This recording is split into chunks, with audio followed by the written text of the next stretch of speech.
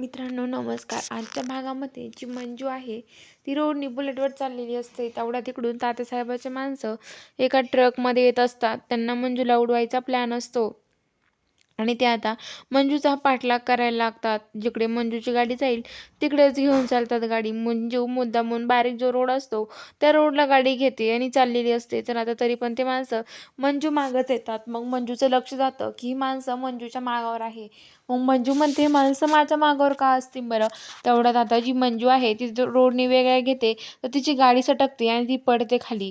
तेवढं ते माणसं बघतात मंजूला पडलेलं, तर ते मंजूला बघून ते तिथून गाडी मागं वळवतात आणि तिथून निघून जातात. तर आता इकडं सत्यान ते तिथे येतात आणि म्हणतात, वाघमारे काय करताय तुम्ही ते? आणि मंजूला उचलतात आणि म्हणतात, वाघमारे काय चाललंय तुमचं हे? वाघमारे तुम्हाला त्रास होतोय का? असं म्हणतात. तर आता जी मंजू आहे ती मंजू म्हणते की सत्या बरं झालंस तू आलास. तर आता लगेच सत्या म्हणतो की वाघमारे कुठं लागलाय का तुम्हाला? तर मंजू म्हणते की नाही अरे सत्या मला लागलं नाहीये कुठे, पण पडली गाडी फक्त माझ्या अंगावर. तर आता बलमा म्हणतो की बलमा त्या गाडीची एक हे घेतो, नंबर प्लेट वगैरे फोटो काढून. तर आता लगेच सत्य बलमा तिकडे सत्याची गाडी घेऊन येतो आणि आता सत्य विचारतो, वाघमारे ठीक आहात ना तुम्ही? तर मंजू म्हणते की हो. तर आता बलमान ते गाडी उचलतात. मग मंजू विचारते, काय रे बलमा तू त्यांच्या गाडीचे फोटो वगैरे घेतले नंबर प्लेटचे? तर बलमा म्हणतो की हो वाघमारे त्यांचे नंबर प्लेटचे फोटो घेतले मी, तुम्ही नका काळजी करू असं म्हणतो. आणि आता लगेच जो बलमा आहे बलमा म्हणतो की हे बघा वाघमारे तुम्ही दोघं एका गाडीत जात्या, मी तुमची गाडी घेऊन येतो वाघमारे. तर असं मंजूला म्हणतो. मंजू म्हणते की नाही नाही काही गरज नाही, मी माझी माझी जाईल. तर आता लगेच सत्या म्हणतो की नाही वाघमारे, अहो तुमच्या सेफ्टीसाठी हे महत्त्वाचं आहे, त्यामुळं तुम्हाला मी नाही जाऊन देणार एकटीला असं म्हणत असतो. तर आता लगेच म्हणतात की काय आहे? तर आता लगेच सत्या म्हणतो की चला वाघमारे माझ्यासोबत. आणि आता ते गाडीत घेतात आणि आता मंजूला घेऊन तो निघतो आणि इकडं बलमा मंजूची गाडी घेऊन जायला निघतो. आणि इकडं आता तो इकडं मंजू सत्य हा जो असतो सत्य आणि इकडं मंजू एका गाडीत चाललेली असतात.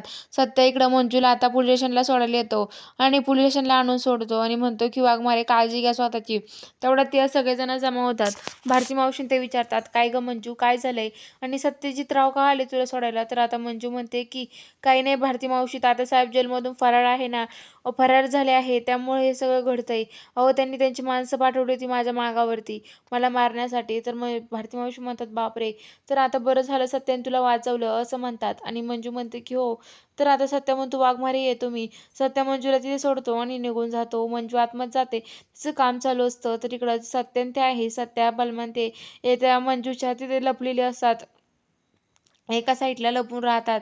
आणि ते दोघं जण ते म्हणतात की हे बघा, आता सत्याला म्हणतो, सत्या आता आपल्याला वाघमारेवर लक्ष ठेवून राहायला हवं, पण त्यांना सांगू नकोस कारण की त्यांना आवडणार नाही हे सगळं.